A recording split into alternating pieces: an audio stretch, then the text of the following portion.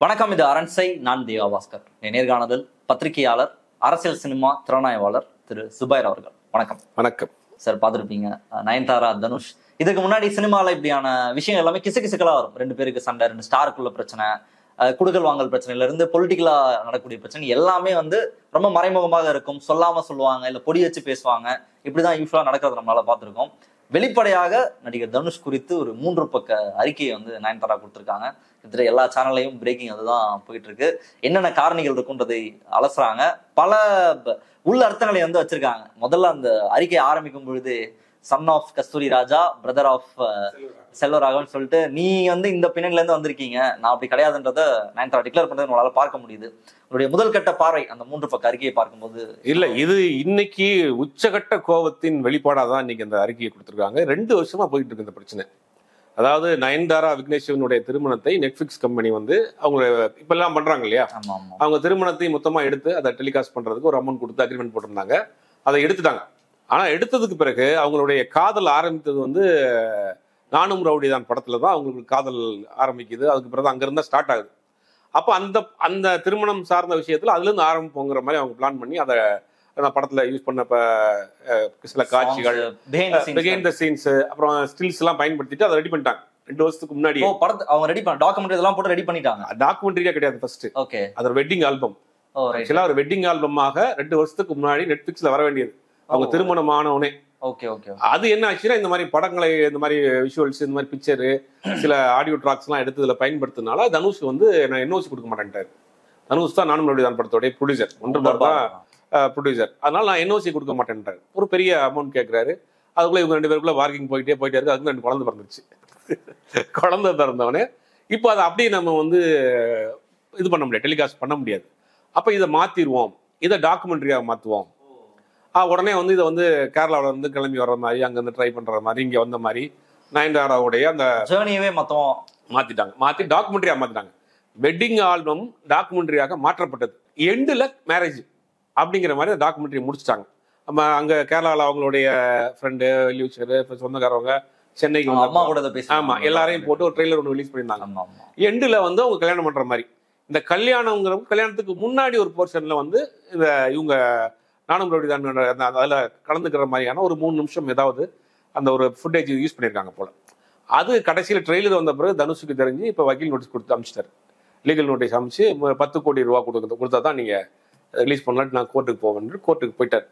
இப்போ அதை பார்த்த பிறகுதான் நயன்தாரா ரொம்ப கொதித்தெழுந்து 3 பக்கத்தில் அப்படியே அள்ளி எரிஞ்சிருக்கிறாங்க. அதாவது நான் தனியாக வந்திருக்கிற சினிமாவுக்கு ஏகப்பட்ட பிரச்சனைகளை தாண்டி நான் இங்கே இடத்துல நிற்கிறேன். பர்சனலா போயிட்டாங்களா நயன்தாரா? பர்சனலா நிறைய கேள்வி. ஆமா, இது ஒரு யூசுவலா ஒரு கஸ்டமருக்கு இந்த மாதிரியான காப்பிரைட் இஷ்யூன்றது ரொம்ப காப்பிரைட் இஷ்யூ, பணம்ங்கிறது ஒரு மேட்டரே கிடையாது. 2 பேருக்குமே பணம் ஒரு மேட்டர் கிடையாது.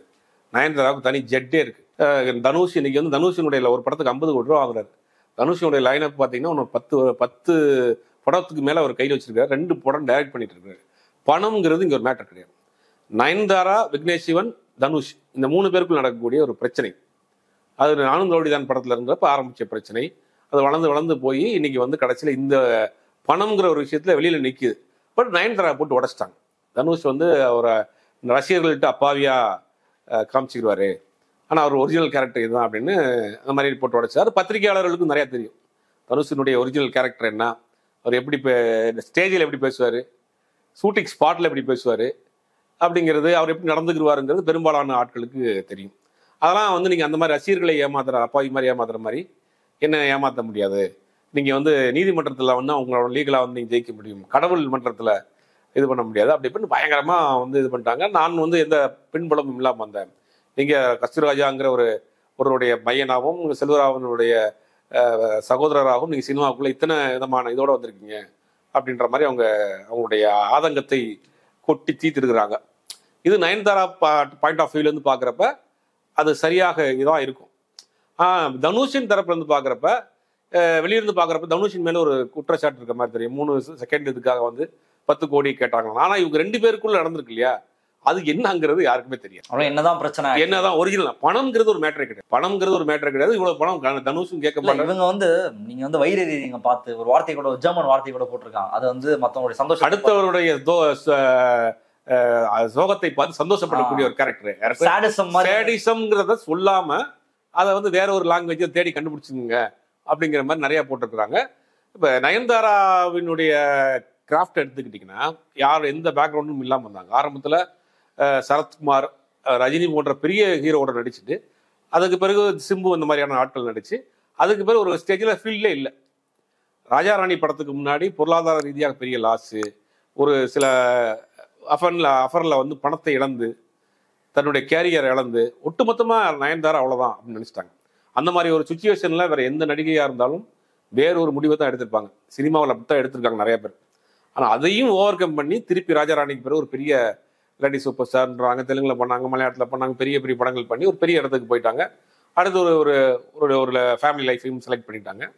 இது வந்து தனுஷ்க்கு ஒரு நெருடலை கொடுத்துருக்கு அப்படிங்கிறது தான் பார்க்க வேண்டியதாக இருக்கு. சார், சினிமா துறை வந்து நம்ம எப்படி புரிஞ்சுக்கிறது? ஏன்னா இந்த சண்டை பிரச்சனை எல்லாம் வெளிப்படையாக தெரியுது. ஒரு டைம் இந்த மாதிரியான பிரச்சனை வரும். ரெமோ படத்தினுடைய அந்த ஆடியோ லான்ச் வந்து சிவகார்த்திகேயன் வந்து மேடையிலேயே அழுதாரு. என் படத்தை வந்து ரிலீஸ் பண்ண விட மாட்டாங்க, பிரச்சனை பண்றாங்க, என்ன நிம்மதியா இருக்க விட மாட்டாங்க அப்படின்றது கிட்டத்தட்ட பீக்ல இருந்த டைம் வந்து இப்பவும் பீக்ல தான் இருக்காரு. அந்த டைம்ல அவர் மேடையிலேயே அழுதாரு. ஆனா யாருன்றத சொல்லலை, இவங்க வந்து சொல்றாங்க, இவங்க வந்து வெளிப்படையாக சொல்றாங்க. இப்ப இதை எப்படி வந்து புரிஞ்சுக்கிறது சினிமா துறை, அங்க இயங்கக்கூடிய மனிதர்களை? ஏன்னா சினிமான்றது ஒரு பிரம்மாண்டமா தான் வெளியே இருந்து பார்க்கும்போது தெரியும், அது என்னன்னே ஒண்ணுமே ஒரு மாய உலகம் மாதிரி தான் தெரியும். இப்படி ஏதாவது வெளிப்படையா சொல்லும் போதுதான் ஓகே இவ்வளவு பிரச்சனை இருக்குன்றத பார்க்கும்போது எப்படி புரிஞ்சுக்கலாம்? இல்ல, இது ஒரு மாய உலகம் தான். இது வந்து ஒரு செக்டாரே கிடையாது, உள்ளுக்குள்ள ஒரு ஸ்ட்ரக்சரே கிடையாது. இப்ப நீங்க ஒரு படம் எடுக்கிறீங்க அப்படின்னா ஒரு 3-4 தயாரிப்பாளர் சங்கம் இருக்கு. தயாரிப்பாளர் சங்கம், நடப்பு தயாரிப்பாளர் சங்கம், கில்டுன்னு இருக்கு. எதையா ஒன்று நீங்க ரிஜிஸ்டர் பண்ணி நீங்க ப்ரொடியூசர் ஆகலாம். நாளைக்கு நீங்க ப்ரொடியூசர். முந்தையாவது ஃபிலிம்ல இருக்கப்ப என்ன பண்ணணும் அப்படின்னா, நீங்க தயாரிப்பாளர் சங்கத்துல உங்க கம்பெனி ரிஜிஸ்டர் பண்ணணும். அதற்கு பிறகு உங்க டைட்டில் ரிஜிஸ்டர் பண்ணணும். அதற்கு பிறகு நீங்க படம் எடுக்கணும். படம் எடுத்த பிறகு லேப்ல இப்ப நீங்க சென்சாருக்கு போறீங்க. சென்சாருக்கு போறப்ப ப்ரொடியூசர் கவுன்சில் இருந்து நீங்க தான் ப்ரொடியூசர்னு உங்களுக்கு லெட்டர் கொடுக்கணும். லேப்ல நீங்க தான் ப்ரொடியூசர் லெட்டர் கொடுக்கணும். இந்த லெட்டர் பிளஸ் சென்சாருக்கு போகக்கூடிய சென்சார் ஸ்கிரிப்ட் இதெல்லாம் கொண்டு போய் கொடுத்தா தான் உங்க படத்துக்கு உங்க பேர்ல சென்சார் ஆகும். உங்க பேர்ல சென்சார் ஆனாதான் நீங்க வந்து அபிஷியலான ப்ரொடியூசர். அப்படி ஒரு கட்டமைப்பு இருக்கு. இப்பயும் சென்சார் பண்றப்ப ப்ரொடியூசரோட லெட்டர் வேணும். இப்ப லேபு கிடையாது. ஏதாவது ஒரு கவுன்சில் அவங்க மெம்பர் ஆகி ஒரு ப்ரொடியூசர் ஆயிடுறாங்க. அப்ப ரெண்டாவது, நீங்க திட்டமிட்டு காலையில் 9 to 6 ஜாப் கிடையாது. ஒரு ஷூட்டிங் இன்னைக்கு 3 சீன் எடுக்கிறவங்க போறாங்க. அந்த 3 சீன் அன்னைக்கு எடுக்க முடியாம போயிடும். மழை வந்துடும், வெயில் இருக்கும், இல்லாட்டி அவங்க நினைச்ச காட்சியை ரீடேக் நிறைய வாங்கியிருப்பாங்க, இல்லாட்டி ஏதாவது ஒரு ஆர்டிஸ்ட் வராமல் போயிருப்பாங்க. இந்த மாதிரியான சுச்சுவேஷன்ல 40 நாள்ல நான் அவங்க நீங்க ஒரு ப்ரொடியூசர், நான் ஒரு கதை சொல்றேன், ஒரு 40 நாள் அவங்க படம் முடிச்சு கொடுத்துறேன், 1 கோடி ரூபாயில படத்தை முடிச்சு கொடுத்து நீங்க வந்துருவீங்க. ஆனா வந்து 40 நாள்ல படம் என்னால எடுத்து கொடுக்க முடியாது. ஷூட்டிங் ஸ்பாட்ல போன பிறகுதான் வந்து அந்த மாதிரியான இருக்கும். பருத்தி வீரர்ல கூட அதான் நடந்துச்சு. ஷூட்டிங் போயிட்டாங்க, ஸ்பாட்டுக்கு போயிட்டாங்க, அங்க மழை மற்ற பிரச்சனைனால அவங்க ஒரு ஷாட் கூட எடுக்க முடியாம ரூம்ல இருந்து பிரச்சனை போயிட்டு இருக்கு. அப்ப சினிமாங்கிறது நீங்க நினைச்ச திட்டமிடல்ல எடுக்க முடியாது. அது ஒரு கிராஃப்டுக்குள்ள வராது. அது நம்ம குத்து மதிப்பா எடுக்கிறது தான். அதுல என்னன்னா கடைசியில போய் பஞ்சாயத்து பண்ணிக்க, எனக்கு ஏமாத்திட்டா ப்ரொடியூசர் டைரக்டர், நான் 1 கோடி ரூபாய்க்குள்ள படம் எடுத்துறேன், 1 கோடி ரூபாயில எடுத்து படத்தை போட்டு பார்த்தா 50% கூட வரல. அப்புறம் நான் வேற இடத்துல கடனை வாங்கி போட்டு படத்தை முடிச்சேன். இப்போ வந்து இன்னொரு 20 லட்சம் கேட்கிறாரு, போஸ்ட் ப்ரொடக்ஷன் பண்ணணுன்ற இந்த மாதிரியான பிரச்சனைகள் வரும். கடைசியில ப்ரொடியூசர் கவுன்சில் பஞ்சாயத்துக்கு போகும். இதுதான் ரெகுலரா நடக்கும். அப்ப இது வந்து ஒரு நிறைய ஒரு இண்டஸ்ட்ரி. அது மட்டும், அதனாலதான் பல கார்பரேட் கம்பெனிகள் காணாம போயிருக்கீங்க. வந்து கார்பரேட் ஒன்றும் பண்ண முடியாது. இப்ப இந்த அமரன் படம் வந்து சோனி லீவுக்கும் ராஜ்கமலுக்கும் ஒரு அக்ரிமெண்ட். ஃபர்ஸ்ட் காப்பி பேசிஸ்ல இப்போ அமரன் படத்தை ஒரு 10 கோடி ரூபான்னு வச்சுக்கோங்க, அப்ராக்சிமேட்டா 10 கோடி ரூபாய் நீங்க எனக்கு எடுத்து கொடுத்துருக்கணும். அவங்க சோனி லீவ் வந்து அவங்க மார்க்கெட் பண்ணிக்கிறாங்க, பிசினஸ் பண்ணிக்கிறாங்க. பட் 10 கோடி ரூபாய்க்கு மேல போயிடுச்சு படம், ஒரு அப்ராக்சிமேட்டா சொல்றேன். அவங்க கொடுத்த பட்ஜெட்டை காட்டிலும் அதிகமா போயிடுச்சு. அப்ப அந்த கம்பெனில போய் திருப்பி கேட்கறாங்க, இந்த மாதிரி படம் வந்து அதிகமா போயிட்டு இருக்கு, எக்ஸஸா போயிட்டு இருக்கு, இன்னும் ஒரு அமௌண்ட் தேவைப்படுது, கொட்டிப்பட்ட அமௌண்ட் தேவைப்படுது, ரிலீஸ் பண்ணுங்கன்னே. அது கார்பரேட் கம்பெனி, அவங்க எல்லாமே அக்ரிமெண்ட்ல இருக்கு. என்னால முடியாதுன்னொன்னே அந்த பணத்தை கமலஹாசன் செட்டில் பண்ணிட்டு அந்த படத்தை தான் டேக் ஓவர் பண்ணிட்டு அதுக்கு பிறகு மேல் கொண்டு படத்தை முடிச்சு ரிலீஸ் பண்ணாரு. இதெல்லாம் நடக்கும். அதனால வந்து இதுல வந்து நம்ம எதையுமே வந்து ஒரு ஆர்கனைஸ்டா இருக்காது, எதுவுமே பிளான் பண்ணி எதுவும் பண்ண முடியாது. அந்த மாதிரியான பிரச்சனைகள் தான். அப்ப என்னன்னா, இந்த மாதிரி பிரச்சனைகள் வரப்ப ப்ரொடியூசர் கவுன்சிலுக்கு போவாங்க, நடிகர் சங்கத்துக்கு போவாங்க. அங்கே ஈவினிங் நேரங்களில் பஞ்சாயத்து நடக்கும். கிராமங்களில் பஞ்சாயத்து நடக்கிற மாதிரி நடிகர் சங்கத்தில் ப்ரொடியூசர் கவுன்சில் நடக்கும். அவங்க ஒன்றுக்குள்ள ஒன்று பேசி முடிச்சு அதை முடிச்சுருவாங்க. முடியாத பட்சத்துக்கு ரெட்டு போடுவாங்க. ரெட்டு போட்டோம்னா அந்த படப்பிடிப்பு ஒத்துழைக்க கூடாது, அது 24 கிராஃப்ட் இருக்கு, 24 கிராஃப்ட் யாரும் வரமாட்டாங்க அப்படிங்கிற மாதிரியான பிரச்சனை நடக்கும். இப்போ அதை தாண்டி ஊடகங்களை சந்திக்கக்கூடிய இடம், கோர்ட்டுக்கு போகக்கூடிய அளவுக்கு பிரச்சனைகள் வந்திருக்கு. இது படம் சம்பந்தப்பட்ட பிரச்சனை கிடையாது. தனுஷ், நயன்தாரா, விக்னேஷ் அந்த 3 பேருக்குள்ள நடக்கக்கூடிய ஒரு பிரச்சனை. அந்த பிரச்சனை இன்னைக்கு வெளியில வந்து. நயன்தாராவோட தைரியத்தை எப்படி பார்க்கலாம்? யூஸ்வலா அப்படி ஒரு ஹீரோயின் வந்து பேசிட்டுலாம் போயிட மாட்டாங்க. நான் ஏற்கனவே சொன்ன மாதிரி சிவகார்த்திகேயன் பேசும்போது கூட அவர் யாருங்களாம் மென்ஷன்லாம் பண்ணேன், இன்னைக்கு வரைக்கும் அதை அசியூம் பண்ணி தான் பேசிட்டு இருப்பாங்க யாரு அப்படின்ற விஷயத்தை. இப்போ நயன்தாராவோட தைரியத்தை நம்ம என்னவா புரிஞ்சுக்கலாம்? இன்னும் அவங்களுக்கு மார்க்கெட் இருக்கு, இண்டஸ்ட்ரி இருக்கக்கூடிய ஒரு ஆள் தான். ஏன்னா எல்லாரும் பயங்கரமா வரையிருக்கிறாங்க. அந்த இதுக்கு முன்னாடி தனுஷ் படத்தில் நடிச்ச ஹீரோயின்ஸ் எல்லாம் அதுல வந்து அதை லைக் பண்றது, அதை ஷேர் பண்றது, இப்படி நிறைய நடந்துட்டு இருக்கு. அதீதமா போயிட்டாங்கன்னு எடுத்துக்கலாமா, இல்ல கரெக்டான? இல்ல அவங்களுடைய மனக்குமுறலை ஒரு நாகரீகமான முறையில் வெளிப்படுத்திருக்காங்க நான் பார்க்குறேன். வேற எப்படி நீங்க அதை எக்ஸ்போஸ் பண்ணுவீங்க?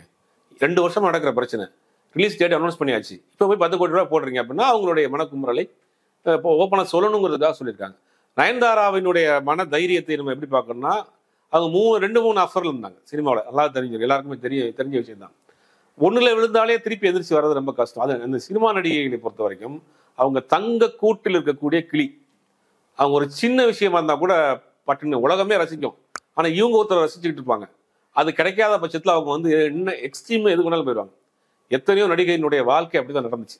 ஆனால் அதையெல்லாம் ஓவர் கம் பண்ணி வந்த தனியாளாக வந்த நபர் வந்து நயன்தாரா. அப்படிங்கும்போது இப்போ இன்னைக்கு வந்து ஒரு சினிமா வேணாம், நிறைய பிஸ்னஸ் பண்ணுறாங்க, நிறைய ஒரு கம்பெனிஸ் வச்சிருக்கிறாங்க. அப்படிங்கும்போது ஒதுங்கி ஒரு வாழ்க்கையை வாழலாம் அப்படிங்கிற போது இந்த பிரச்சனையை அவங்களுக்கு ரொம்ப ஒரு மன அழுத்தத்தை கொடுத்துருக்கு. எந்த இண்டஸ்ட்ரியா இருந்தாலும் இந்த ஒரு குடும்பம் அங்க ஆல்ரெடி அந்த இடத்துல ரொம்ப அதிகாரம் பெற்ற நபர்களாக இருக்கக்கூடிய நபர்கள், இந்த பிரச்சனை எல்லா இடத்துலையும் நம்ம பொருத்தி பார்க்கலாம். அரசியலா இருக்கட்டும், அங்க ஒருத்தவங்க புதுமுகமா ஒருத்தவங்க உள்ள போறாங்கனாலே அவங்களை வந்து ஒடுக்குறது இல்லை, இந்த மாதிரியான. இல்ல எனக்கு தெரிஞ்ச வரைக்கும் தமிழ் சினிமாவில் அந்த மாதிரி ஒரு பெரிய நெப்போட்டிசம் கிடையாது. ஏன்னா அப்படி இருந்ததுன்னா உங்களுக்கு இப்ப சிவகார்த்திகேயன் வந்திருக்க முடியாது, கவின் வந்திருக்க முடியாது, விஜய் சேதுபதி வந்திருக்க முடியும். இவங்க யாருக்குமே இவங்களுக்கு எந்த விதமான பேக்ரவுண்டும் கிடையாது. அப்படி பேக்ரவுண்டோட வாரிசுகளா வந்து நடிகர்கள் யாருமே இங்க வந்து பெருசா சைன் ஆக முடியலையே. பாலிவுட்ல இருக்கு. பாலிவுட்ல நெப்போட்டிசம், ரவுடிசம், பொலிட்டிக்கல் எல்லாம் மிக்ஸ் பண்ண ஒரு இண்டஸ்ட்ரி, அது வேற. தமிழ் சினிமாவில் திறமையில் இருந்தா மட்டும் நீங்க அடுத்த கடத்துக்கு போகலாம். ஆனா உச்சத்துக்கு போறப்ப தக்க வச்சுக்கிறது உங்க கையில் தான் இருக்கு. நீங்க அதை மிஸ்யூஸ் பண்ணீங்கன்னா அதுவே உங்களை காலி பண்ணிடும். இப்ப தனுஷ் தரப்புல இருந்து சில வீடியோஸ்லாம் வரதை பார்க்க முடியுது. குறிப்பா பழைய வீடியோலாம் ஷேர் பண்றாங்க.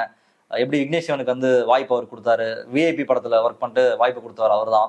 நயன்தாராவே ஒரு இடத்துல வந்து தேங்க் பண்ணாங்க தனுஷ், அந்த வீடியோ வந்துட்டு இருக்கு. இன்னொரு பக்கம் ஒரு 3 முக்கியமான சினிமா பத்திரிகையாளர்கள் சிலர் வந்து விக்னேஸ்வன் வந்து தனுஷ்கே தெரியாம அங்க இருந்து என்ஓசி வந்து உருவ பார்த்தாரு அப்படின்ற மாதிரியான செய்திலாம் சொல்லிட்டு இருக்காங்க. அதெல்லாம் இல்ல, தனுஷ் தரப்பில் இருந்து ஒன்றும் அபிஷியலா அவங்க மறுப்போ வேற விஷயங்களும் சொல்லல.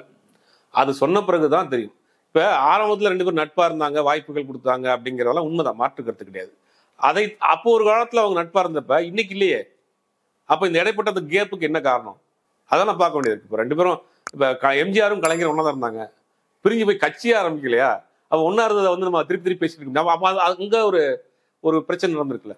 அப்ப தனுஷ் அண்ட் விக்னேஷ் சிவன், நயன்தாரா இவங்க 3 பேருக்குள்ள ஒரு இஷ்யூ ஒன்று போயிருக்கு. அது யார் தரப்பு நியாயம் அப்படிங்கிறது இவங்க தரப்பு நியாயத்தை சொல்லியிருக்காங்க.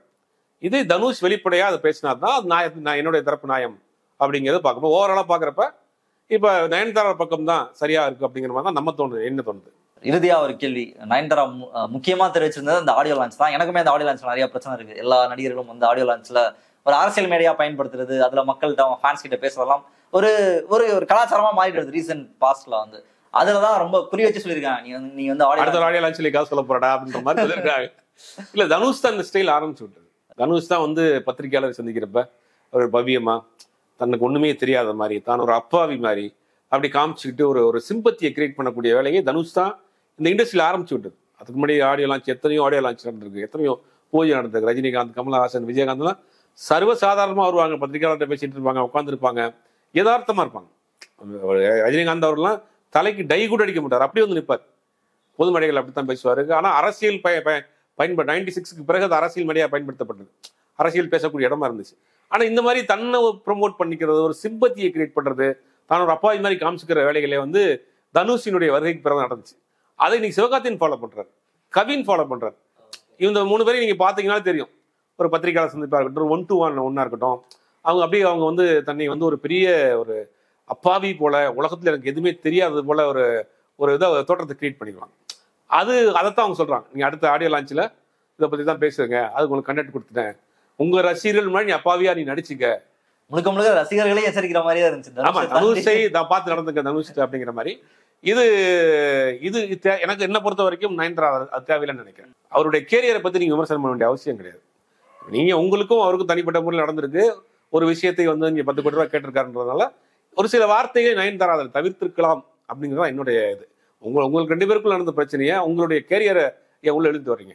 தனுஷோடைய அப்பாவையும் எடுக்கணும், செல்வராகவன் அவர்களை ஏற்கணும் அப்படிங்கிறதுல அவங்களால் இவர் நயன்தாராவுக்கு எந்த பாதிப்பா இருக்கா, அதெல்லாம் பார்க்க வேண்டியது இருக்கு. அதெல்லாம் தவிர்த்துக்கலாம். ஒரு நிறைய பல ஆயிரம் கோடி ரூபாய்கள் புழங்கக்கூடிய ஒரு இண்டஸ்ட்ரி. இந்த இண்டஸ்ட்ரிக்கு செட் ஆஃப் ரூல்ஸ்லாம் இருக்கும். இது என்ன நடக்குதுன்றதெல்லாம் வெளியே போகக்கூடாதுன்றது அதுல ஒரு முக்கியமான ஒண்ணு. அதுல வந்து நயன்தாரா இப்படி சொல்லும் பொழுது அவர் ஒதுக்கப்படுவதற்கான வாய்ப்புலாம் இருக்கா? சின்மயி வந்து மீ டூ அலிகேஷன் வந்து வைரமுத்துக்கு அகேன்ஸ்டா வச்சதுக்கு பிறகு நிறைய இடங்கள்ல அவங்க டப்பிங் கொடுத்துட்டு இருந்தது, நிறைய இஷ்யூஸை ஃபேஸ் பண்றாங்க. இன்னைக்கு வரைக்கும் அவங்க சந்திச்சிட்டு இருக்காங்க. அந்த மாதிரியான ஏதாவது இல்ல, ஆல்மோஸ்ட் நயன்தாராக்கு வந்து கொஞ்சம் வெளியே தான் இருக்காங்க, வேற பிசினஸ் பண்ணிட்டு இருக்காங்க. கேரக்டர் நல்ல கேரக்டர் வந்தா பண்ணணும்னு பண்றாங்க, சில கம்பெனி ஓன் ப்ரொடக்ஷன் பண்றாங்க. அப்படிங்கிற ஆல்மோஸ்ட் அவங்க கொஞ்சம் அடுத்த ஸ்டேஜ் அந்த ரேஞ்சுக்கு வந்துட்டாங்க. அதனால கூட அவங்க இந்த தைரியமா பேசியிருக்கிறதுக்கு வாய்ப்பு இருக்கு. இப்போ ஒரு பீக்ல இருக்க ஹீரோயினா இருந்தா அவங்க பேசியிருக்க மாட்டாங்க. இப்போ பீக்ல இல்லாதனாலதான் தனுஷ் கூட நடிச்ச எல்லா ஹீரோயினும் பேசுறாங்க. இப்போ அதை நம்ம நோட்டீஸ் பண்ண வேண்டியதா இருக்கு.